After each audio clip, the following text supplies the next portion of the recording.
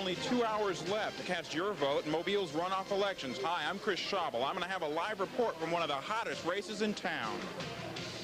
Florida hunters under the age of 18 could become illegal if Florida officials get their way. And Mobile police search for the man who robbed a downtown bank. Hi, everyone. I'm Bob Grip. And I'm Nancy Pierce. Action News 10 is coming up next.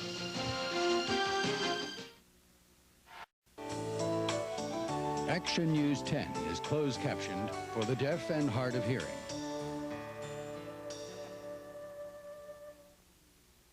Good evening. You're watching WALA Channel 10.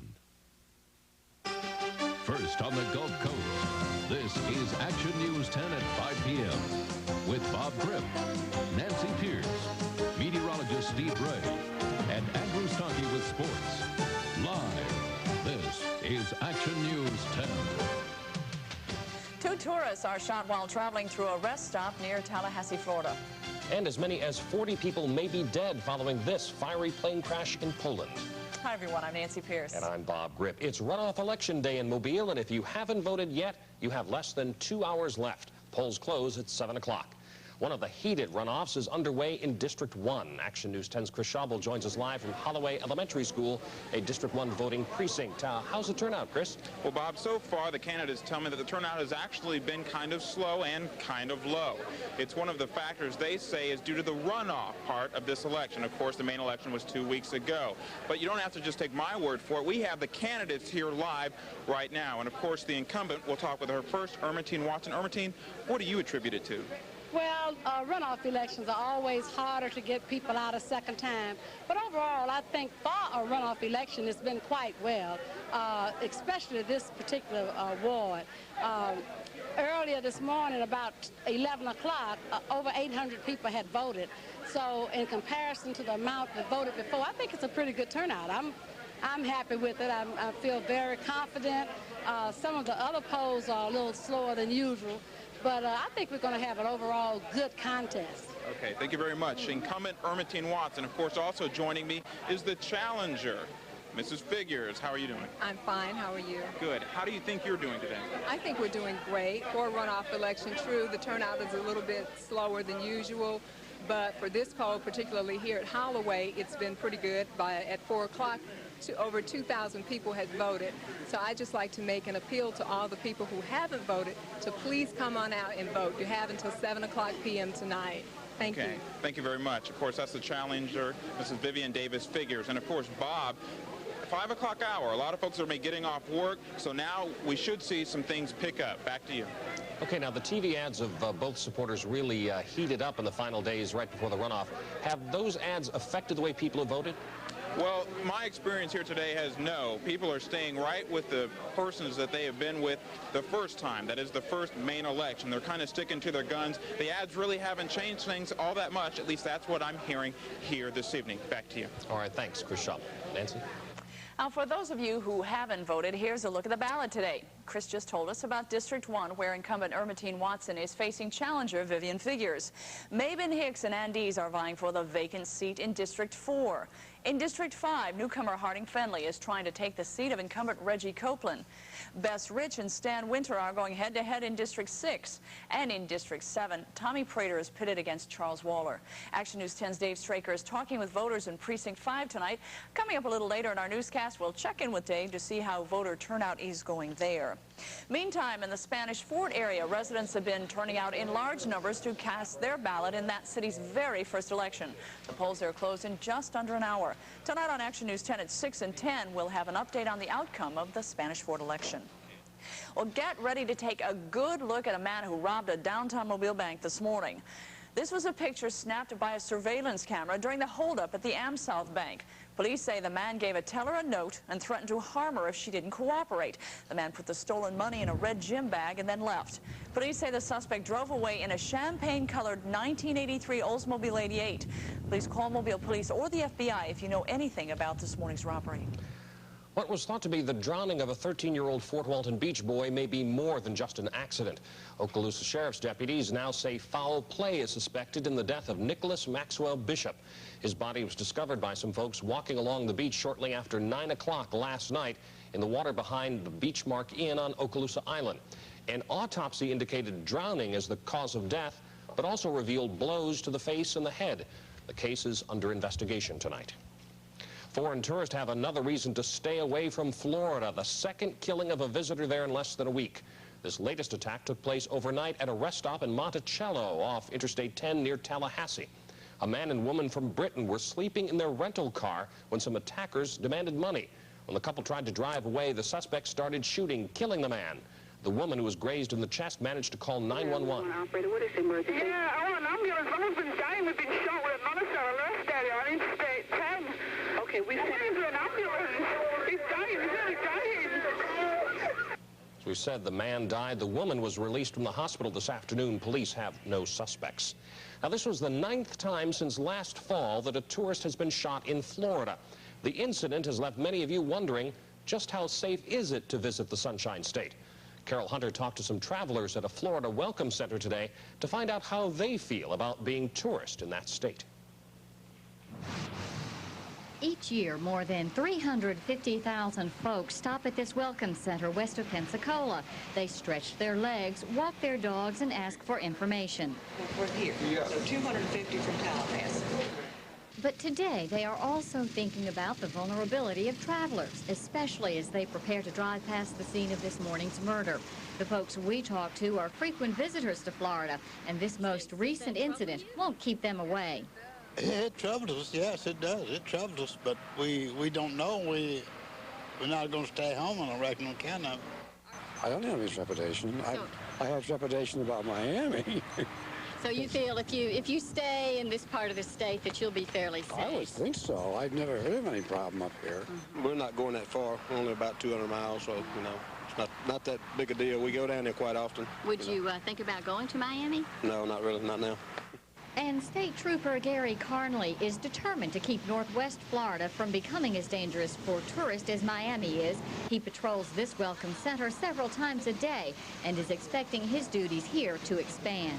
It makes sense, but we do this all the time. Come through the interstate, especially at night, but during the day, you know, you never know, they might have problems. I come through all the time just to see what's going on. You see signs like this as you cross every state line, but it is more than a slogan in Florida, a state whose economy is driven by tourism dollars. But this latest incident involving a tourist just 225 miles down this interstate has forced state officials into the awkward position of having to suspend tourism advertising until the publicity dies down. In Escambia County, Carol Hunter, Action News 10. Just a few minutes ago, Florida Governor Lawton Chiles ordered officers to provide 24-hour security at all rest stops along interstate highways. What would you say if you were told your teenage son or daughter couldn't go hunting without an adult present, no matter how well trained they are? Well, folks in Florida may soon face that dilemma. A new proposal to ban anyone under 18 from carrying a gun is designed to deal with juvenile crime. But our Charles Johnson spoke with some hunting enthusiasts today who are taking issue with that proposal. He joins us now from our Pensacola Bureau to tell us what they had to say. Charles, how are folks responding to this proposed gun ban? Well, Nancy, you know, hunting is a way of life for many folks who live in Northwest Florida. And for many families, a teenager's first time hunting on his own is a traditional rite of passage. But the proposal to ban anyone under 18 years of age from carrying a gun without adult supervision would make criminals out of folks who follow that tradition. Fred Dannell learned how to shoot a gun when he was 8 years old. He was hunting with friends at age 12.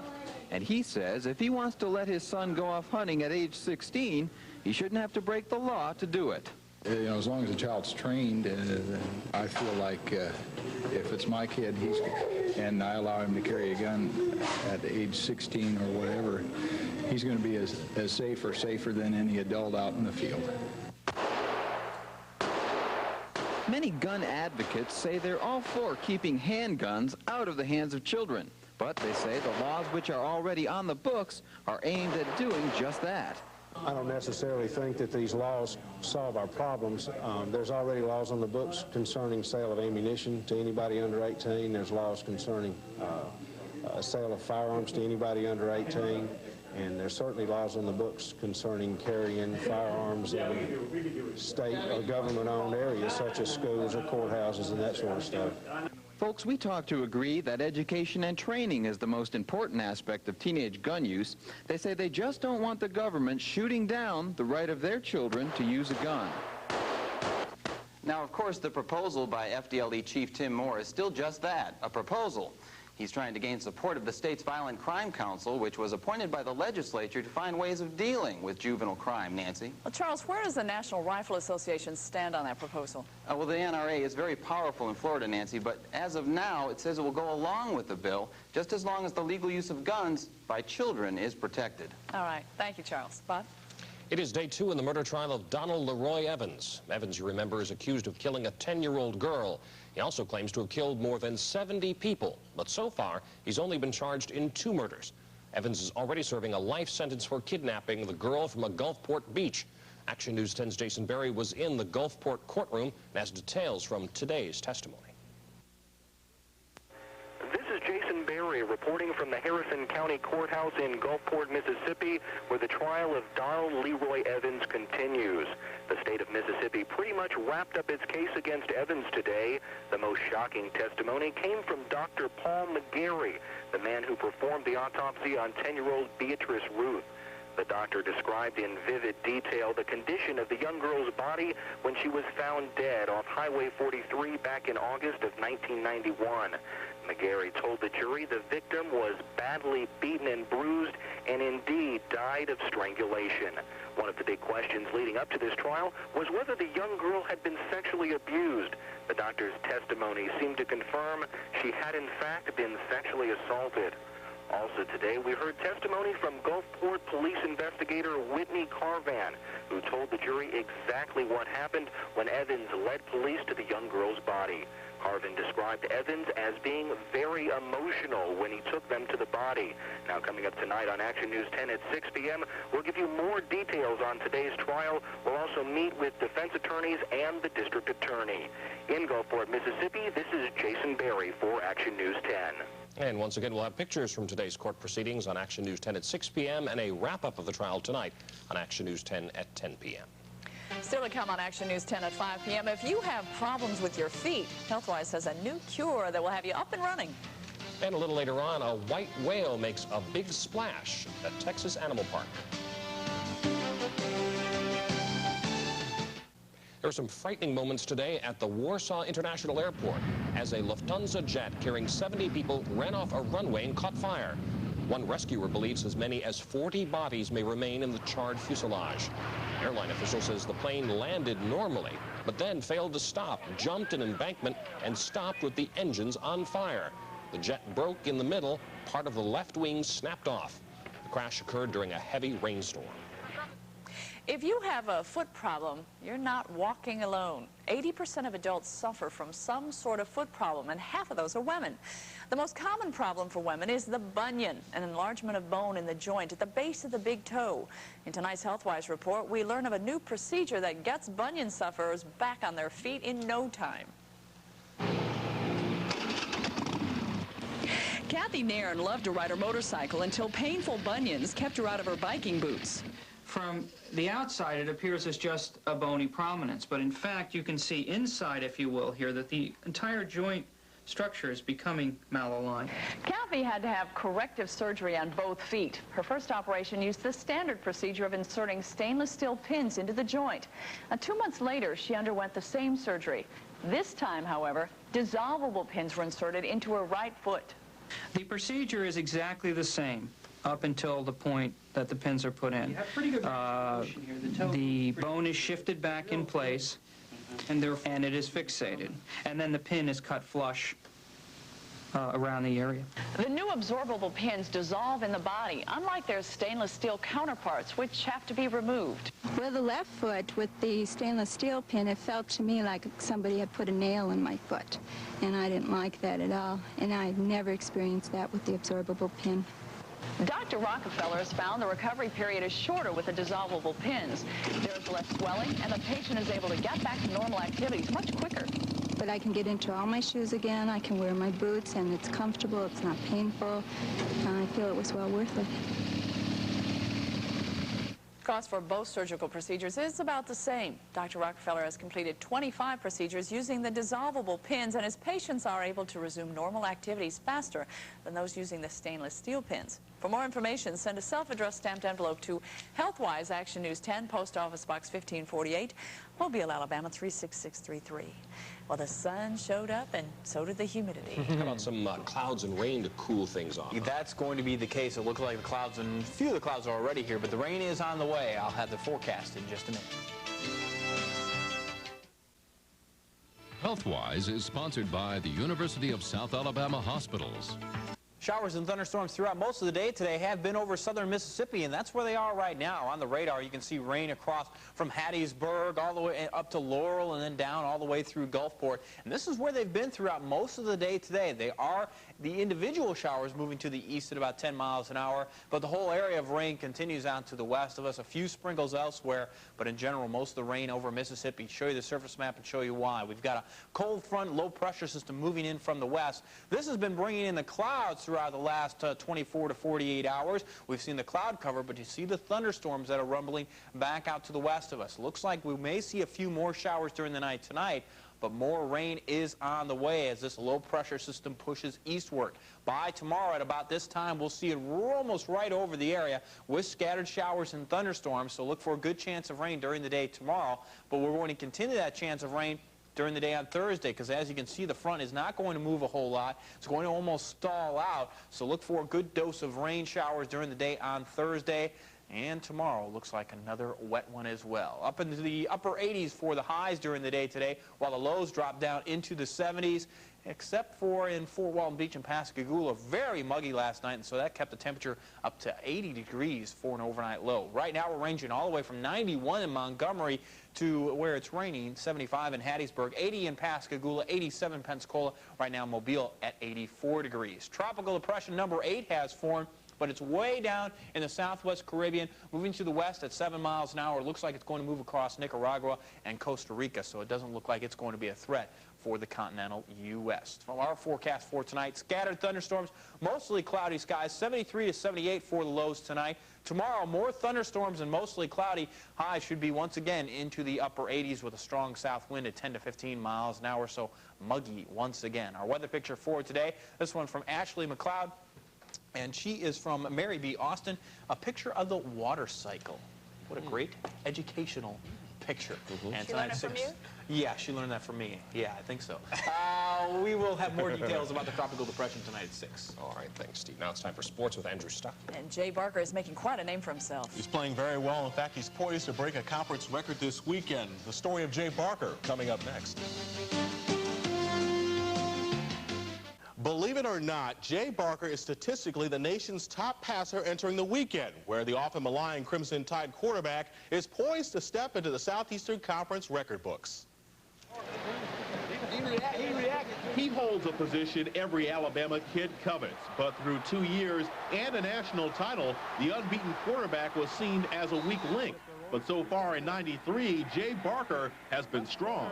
Yeah, I think I've seen things, but I think I'm making better decisions on what I'm doing, not just going into double covers, not trying to just focus on one receiver, but trying to looking at my secondary receiver, seeing my tight ends and backs, getting them more involved in the offense.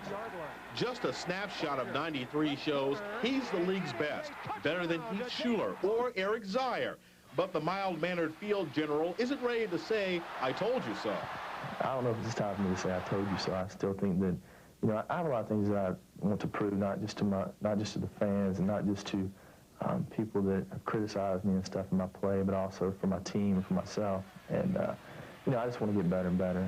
So what's going on with Jay, who this weekend can break the SEC mark for consecutive wins by a quarterback? Last year I had an opportunity in that Vanderbilt game to make a lot of big plays, and I wasn't able to do that. But this year, I felt very confident about what I was going to come in and do. It's just different this year. I'm seeing things a lot better. Barker says his faith in God has shielded him from off-the-field critics. On the field, his protection, though, is not derived from divine intervention. A lot of that credit, too, goes to my offensive line. Having experienced guys back, I could sit in the pocket poised. Last year I kind of watched the defensive line as they were rushing, and I'd take my eyes off, downfield in the secondary, and now that's what I'm really trying to, stay focused on is downfield and just trying to feel the pressure. But having confidence in those front guys, adds a lot of confidence when you're out there playing. And we'll see how the nation's #1 passer does this weekend at home against Arkansas. What a nice arm. Thanks, Andrew.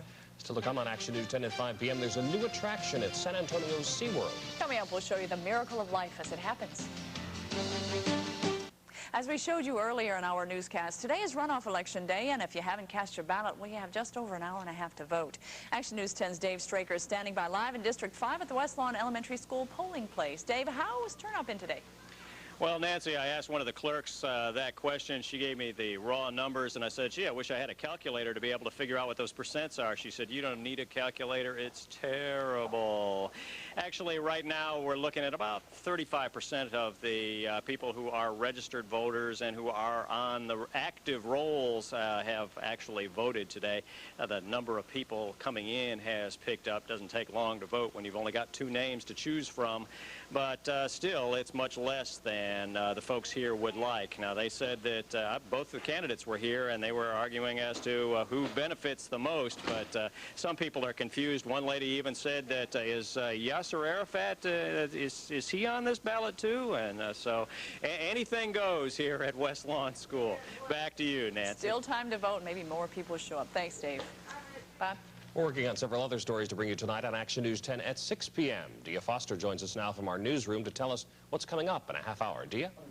Well, Bob, coming up at 6, we'll hear what health and environmental officials found today in their search in the waters in and around Mobile Bay. And Amy Greer begins an emotional series of reports on a mission of mercy that includes one Gulf Coast doctor. It's all coming up at 6. I'll see you then. Bob? All right. Thanks, Dia. Well, we don't have time for the whale story tonight. We will have that tonight at 10, and that's it for Action News 10 at 5 p.m. And stay with us. NBC Nightly News is coming up next.